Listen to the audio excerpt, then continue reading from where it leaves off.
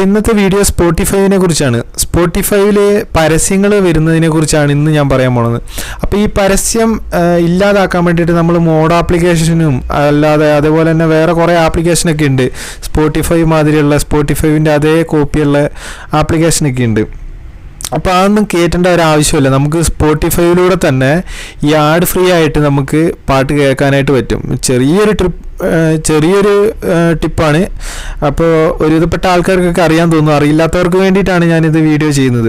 അപ്പോൾ അതിനായിട്ട് നമ്മൾ സ്പോട്ടിഫൈ ഓപ്പൺ ചെയ്ത് കഴിയുമ്പോഴത്തേക്കിനും ഏതെങ്കിലും സോങ് കേട്ടോണ്ടിരിക്കുമ്പോഴായിരിക്കും നമുക്ക് ആഡ് വരിക. അപ്പോൾ എടുത്തപ്പോൾ തന്നെ ഒരു ആഡ് വന്നിട്ടുണ്ട്.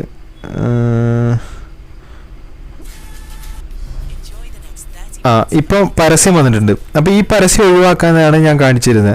നമ്മൾ മിനിമൈസ് ചെയ്യുക, സ്പോട്ടിഫൈ മിനിമൈസ് ചെയ്തിട്ട് കളഞ്ഞതിന് ശേഷം തിരിച്ച് സ്പോട്ടിഫൈയിലേക്ക് തന്നെ വരിക.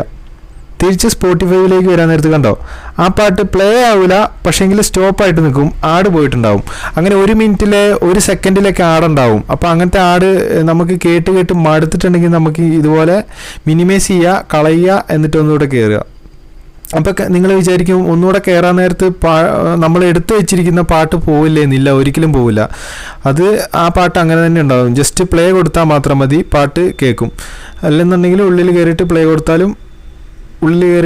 കൊടുത്താലും മതി, പാട്ട് കേൾക്കും. അപ്പം ഇതൊരു നല്ലൊരു ടിപ്പായിട്ട് തോന്നിയിട്ടുണ്ടെങ്കിൽ ലൈക്ക് ചെയ്യുക, നിങ്ങളുടെ അഭിപ്രായങ്ങൾ കമൻറ്റ് ബോക്സിൽ രേഖപ്പെടുത്തുക. അപ്പോൾ ഈ ചാനലിൽ ഇതുപോലുള്ള പുതിയ ട്രിക്കും ടിപ്സും കാര്യങ്ങളെല്ലാം പറഞ്ഞു തരുന്നതായിരിക്കും.